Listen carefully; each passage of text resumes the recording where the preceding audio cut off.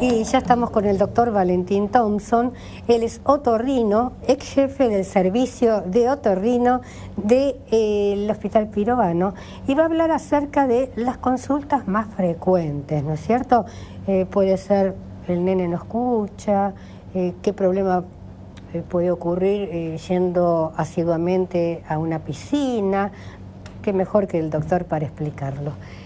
¿Qué tal, doctor? ¿Cómo se encuentra? Bien, muy bien. ¿Cómo estás, Ana María? Un gusto tenerlo en el programa, doctor.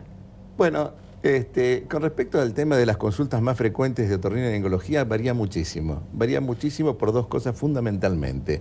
El medio en el cual uno se desempeña, por un lado, y también por la época del año. Si uno hace medicina pública, como hacía yo en el Hospital Pirovano hasta que me jubilé, uno tiene muchísima consulta del interior del país, o sea, del conurbano bonaerense, del interior de todo el país y también de los países limítrofes. Entonces, ahí tiene consultas de enfermos muy graves, porque, claro, la atención de las cosas simples se hace en el lugar donde vive el enfermo. Cuando el enfermo se traslada a centros, a hospitales públicos de la capital federal, vienen en general con problemas muchísimo más graves.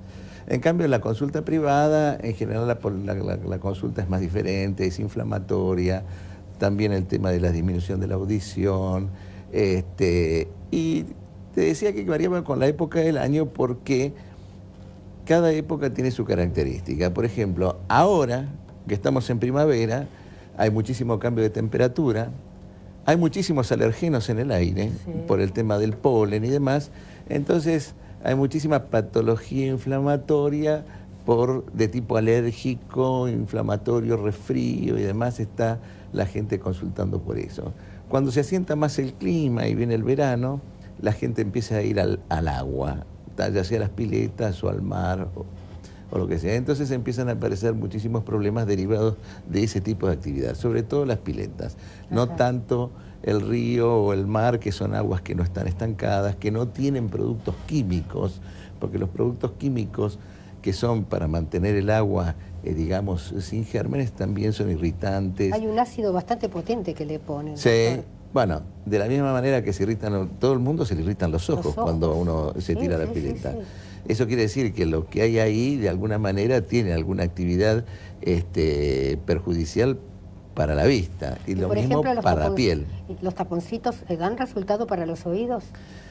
Sí, en cierto... Bueno, el tema de la otitis de pileta, primero sí, aclarar qué es, porque la gente se confunde mucho, tiene miedo de la audición y demás. En general, la mayoría de las otitis de pileta es un problema de piel del conducto auditivo externo. Ajá. Es muy doloroso, muy molesto, pero no tiene nada que ver con el aparato de la audición. Es solamente la parte externa del oído. Se cura eso fácilmente. Hay que limpiar el oído, eliminar todo ese material de pus y demás que mantiene la infección y colocar ahí algo que tenga antibiótico, antiinflamatorio, antimicóticos, y en general con eso solamente se soluciona el problema. Es raro que haya que administrar antibióticos, por ejemplo. En realidad se administran antibióticos cuando con esos procedimientos simples las cosas no caminan, entonces se pueden agregar una medicación. Y doctor, sistémica. ¿Hay familias que de pronto padecen de problemas auditivos o problemas en los oídos? Bueno, esta predisposición a la otitis de pileta diría que no es familiar. Los problemas de oído de índole familiar son otros, son hereditarios y están más relacionados con la audición. Digamos que la disminución de audición más frecuente que hay con oído normal, sin perforación, es la otosclerosis, que se ve más en las mujeres. Es una fijación de un hueso del oído, el estribo, y que no permite el fácil pasaje del sonido a través del oído, a través de los medios que transmiten el sonido. Y tiene un tratamiento que es quirúrgico, que es el reemplazo de ese hueso que está fijo por una prótesis, o bien el audífono. O sea, tiene un doble tratamiento. El otro problema que puede haber con respecto al tema de la audición y que realmente ha habido un avance importantísimo es el problema de la sordera congénita de los chicos. Esto adquiere una relevancia muy importante desde que apareció el implante coclear, que es uno de los avances tecnológicos en la medicina realmente de gran trascendencia, porque es reemplazar un órgano de los sentidos por un aparato electrónico. Yo recuerdo que 20 años atrás, cuando yo estaba en el Garrahan, recién empezaban los primeros implantes. Claro. Que la gente creía que, bueno, que era una panacea y que todos podían hacerse el implante, y no es así, ¿no es cierto? No, no es así, no todas las disminuciones son para implantes. Primero tiene que ser sordo. Sí. El que está para un audífono es para un audífono, porque el otro es un aparato electrónico que tiene, tiene distintos electrodos, y un estímulo neurológico que no es exactamente igual a la audición que nosotros tenemos. Exacto. El enfermo se tiene que adaptar, el enfermo implantado se tiene que adaptar a la audición del implante. Y la sordera hay un 50% de las sorderas que no tienen causa. Y es muy importante detectarlas porque el implante tiene que ser colocado en forma oportuna. ¿Y por qué? Porque depende de eso el desarrollo de la vía auditiva. Si nosotros implantamos en época tardía, el implante no va a tener el efecto que tiene cuando se lo implanta. Ahora se está implantando antes del año. Bien. Ahora, ¿cómo detectamos nosotros que el chico es sordo? Bueno, hay algunas causas predisponentes, como puede ser los prematuros, los chicos que estuvieron en incubadoras, determinados medicamentos que son ototóxicos que recibió el chico porque estuvo infectado y demás. Pero hay un 50% de chicos que no tienen ningún tipo de antecedente. ¿Y cómo detectamos eso? A través de las otoemisiones acústicas, que es una prueba objetiva. Porque el chico no contesta, no se le puede hacer una audiometría, no se le puede decir escucha, no escucha. Y no se sabe, digamos, si tiene una pequeña sordera, o sea, sordera es absoluta, pero no se sabe el grado, ¿no?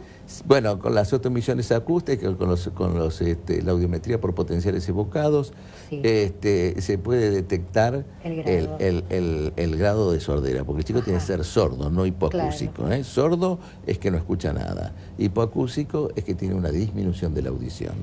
El hipoacúsico podría ir a estimulación temprana, audífono, etcétera, etcétera, para que adquiera el lenguaje. Y es tan importante el que el chico escucha, que el chico escuche y desarrolle audición, porque el chico que no tiene audición, que no tiene lenguaje de ningún tipo, no solo es un sordo, sino es un discapacitado mental también, porque no desarrolla pensamiento abstracto. Entonces, tiene un doble problema. Entonces, es muy importante, todos los chicos absolutamente todos los chicos, tendrían que hacerse, recién nacidos tendrían que hacerse otoemisiones acústicas, y si estas dan mal, bueno, hay un protocolo de seguimiento, se repiten, lo tiene que ver el especialista, mirarlo, a ver, hacer un poco de clínica, pero ese chico, si es sordo, antes del año lo más conveniente es que esté implantado para que pueda desarrollar una buena audición y que pueda desarrollar lenguaje. Claro, algunos, ¿no es cierto? Y por suerte cada vez menos, recién lo detectan cuando va al jardín de infantes, cuando está en el preescolar, que es un poquito tarde. No es tarde, pero bueno, se perdió mucho tiempo. Se perdió mucho tiempo y ahí el problema es mucho más difícil de solucionar y de lograr realmente una adaptación adecuada del chico a la comunicación. Bien, doctor, por ejemplo, yo recuerdo 50 años atrás que todos los chiquitos que tenían dolor de oído, y gota, y gota, y gota, ¿cómo es ahora? Bueno, primero, el dolor de oído hay que hacer el diagnóstico de por qué duele el oído. Porque el oído puede doler hasta por cosas que no son del oído. Un chico que come chicles y que está todo el día moviendo la articulación de la mandíbula, sí, sabemos que el músculo de la masticación es el más fuerte de todo el organismo, el que tiene más poder. Eso trae inflamación de la articulación de la mandíbula y trae dolor de oído. Así que ahí no hay que poner ninguna gota, no hay que hacer absolutamente... O el que tiene bruxismo, esos que muerden a la noche y apretan los dientes, eso trae una sobrecarga de la articulación que inflama la articulación y trae dolor de oído. Entonces, aparte de aflojar los dientes. Aparte y de gastarlos. Hay gente que exacto. tiene los dientes totalmente desgastados por el bruxismo. Existen unas plaquitas, o sea que ya la gente tiene Por que supuesto. Ir al dentista y contarle. Exactamente, el dentista tiene que tomar una impresión, hacer una placa y después la tiene que usar, porque muchas veces la placa queda en la mesa de luz y entonces... Me olvidé, no la voy a buscar. Ahí no, sí, no.